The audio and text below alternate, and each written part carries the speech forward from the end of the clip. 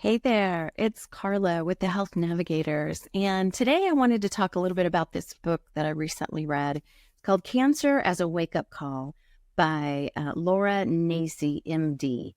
And it's an oncologist's integrative approach to what you can do to become whole again. So, of course, I was really interested in it because it is an oncologist's integrative approach.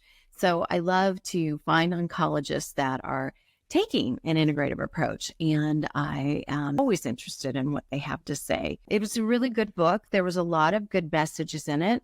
I like the way, she wrote it. She put some practices and current research in it and take-home messages. So it's a really great practical book for how to become whole again. Ultimately, the biggest take-home message for me was her thoughts on cancer as a wake-up call. And she says, cancer invites us to wake up and transform ourselves. The first step, a big one, is to dare answer the call and be open to change. How can we face change? One, become aware of how we're living. Absolutely. I so believe we need to get off the treadmill, the hamster wheel of life, right? And become aware of the choices that we're making. Number two, take responsibility for our own health. Absolutely. You need to be empowered. You need to be the one that says, this is right for me or this isn't right for me. Certainly consulting doctors, practitioners, healers of all kinds is a great idea.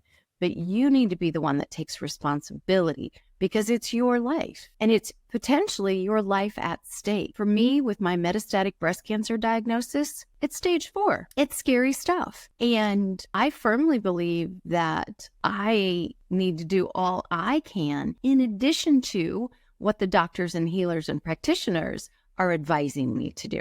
Third one, commit to change. So some people find change really hard.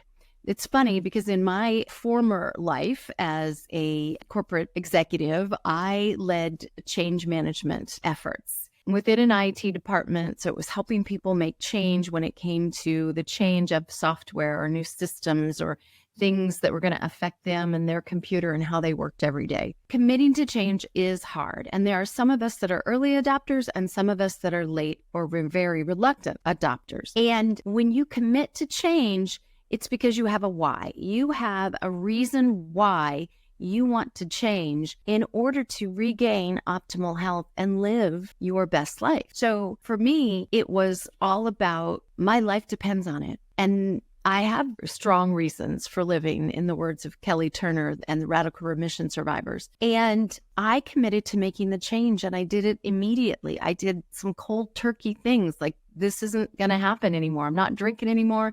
I'm not eating red meat anymore. I'm not eating cheese and dairy anymore. And not everyone can do it cold turkey. But just remember, even the small changes over time matter. They make a big difference in the end. So commit to change. Find it within yourself. The reason why you want to keep living, the reason why you're on this earth and what you want to do before the end comes. And the end always comes. But commit to change so that you can push your ending out a little bit further. Number 4 is create the necessary conditions. So in order to change, you need to create conditions that are going to help you make it a little bit easier, make it your sort of go-to instead of the hard thing to do. And, it's little things. So for me, when I first changed my diet drastically, I had the privilege of a big enough pantry that one side of it, one door, was for my husband and sons. That's where their food went. And the other side, the other cabinet, was for my pantry items, the healthier choices, the things that I wanted to keep on hand to ensure I was eating as healthy as possible and not being tempted by the things they ate. So that's creating the necessary condition in my kitchen that made it possible for me to do this. And it was also, about declining a few invitations to go out drinking with friends I used to go out drinking with, until I was ready to turn it around and say, you know what, I can go out with you, but I'm not drinking. I'll have a club soda or sparkling water or,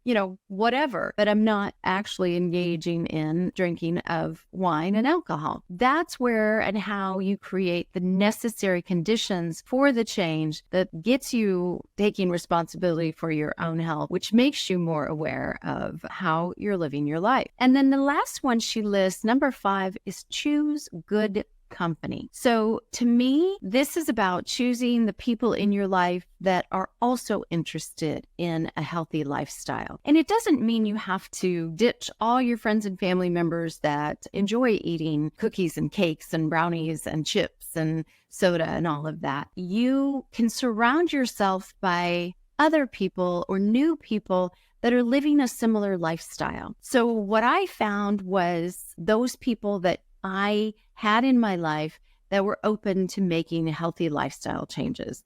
And in fact, a couple of really good friends started looking at a plant-based diet for themselves. And it was nice to be able to share recipes and exchange information. And that's what you're looking for, is people that can help you take those baby steps on your journey to optimal health. So just know that your attitude does make a difference. Dr. Nasi says that you can face a crisis with energy, optimism, and hope. And remember that your thinking does mold your life, right? Your thinking is very powerful. So focus on creating a new, more authentic you if you've had a cancer diagnosis or any other chronic illness.